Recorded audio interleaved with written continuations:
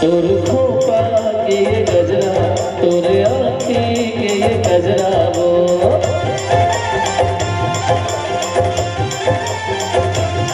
तोर खोपा के ये गजरा, तोरे आँखी के ये गजरा, तोर खोपा के ये गजरा, तोरे आँखी के ये गजरा वो।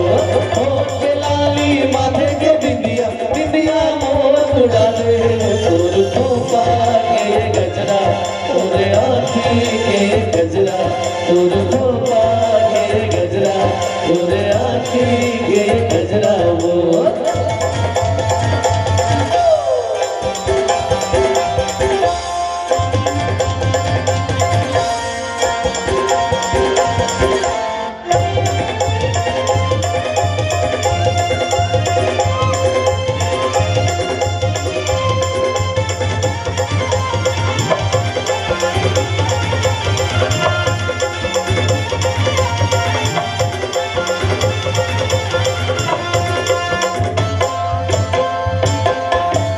जब लेने ना मिले हैं माया के फूल खिले हैं, लागे न जीना मोरे तो तोती तुम्हें न मोरे।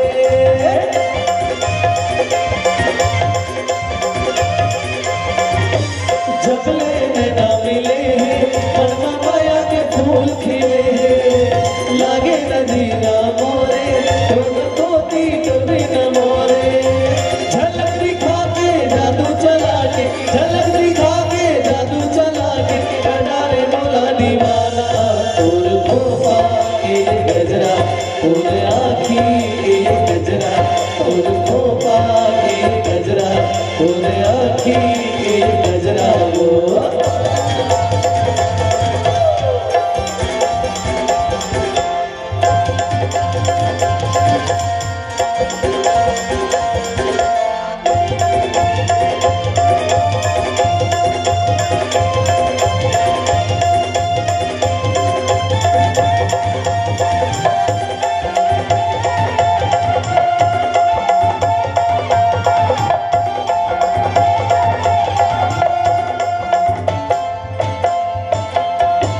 आजा बंधा ले मोर संग डोरी तैहा माया के बंधना, माया पीरितला बढ़ा के अरे आजा ना ते मोरे अंगना।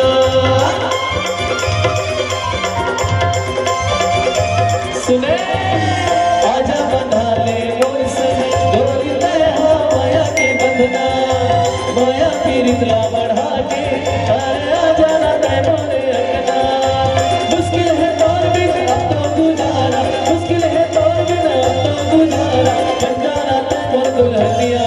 तोर खोपा के ये गजरा, तोरे आँखी के ये गजरा, तोर खोपा के ये गजरा, तोरे आँखी के ये गजरा वो। होठ के लाली माथे के बिंदिया, बिंदिया मोर उड़ा दे। तोर खोपा के ये गजरा, तोरे आँखी के ये गजरा, तोर खोपा के ये गजरा, तोरे आँखी के ये गजरा वो।